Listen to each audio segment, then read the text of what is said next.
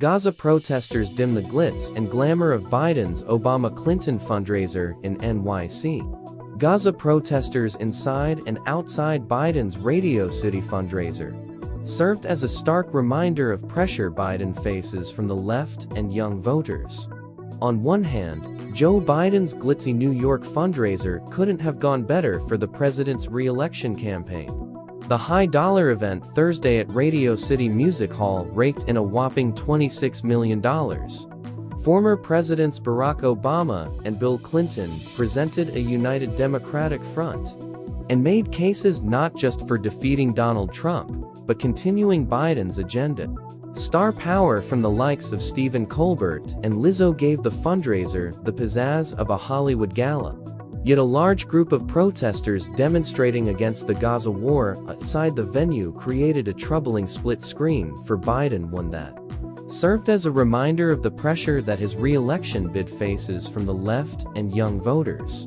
Once the show got underway, Biden, Obama, and Clinton were each interrupted multiple times by Gaza protesters inside the hall, laying bare the unrest within the Democratic Party that hangs over the election. "Blood on your hands," some yelled, prompting Obama to at one point snap back. "You can't just talk and not listen," Obama said. "That's what the other side does." For months, Biden had faced repeated heckling from pro-Palestinian protesters who oppose his steadfast support for Israel in its war against Hamas. Groups of protesters frequently shadow the president outside events, holding signs that read, "Genocide Joe." The scene Thursday, though, was perhaps the most audacious demonstration yet. Palestinian flags and signs that read, "Free Gaza," obstructed the Radio City Music Hall marquee that billed the three presidents' names. Meanwhile, the disruptions inside the music hall came from individuals who apparently paid significant sums of money to attend the fundraiser.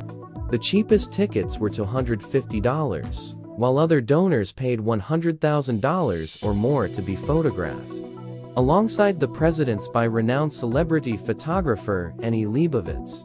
Obama tried to use the interruptions to make the case that one of Biden's strengths is listening to both sides on emotionally charged issues like the war in Gaza. "The reason why I originally selected Joe Biden to be my vice president," Obama said, "is because he has moral conviction and clarity.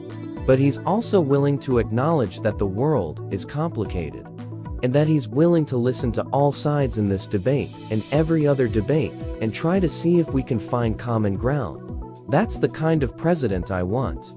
War in Gaza resonates most with young voters. Most polls show Biden trailing Trump, the former president and presumptive Republican nominee, in a head-to-head contest. In part because Biden is underperforming among three crucial constituencies of the Democratic base: Black, Latino, and young voters.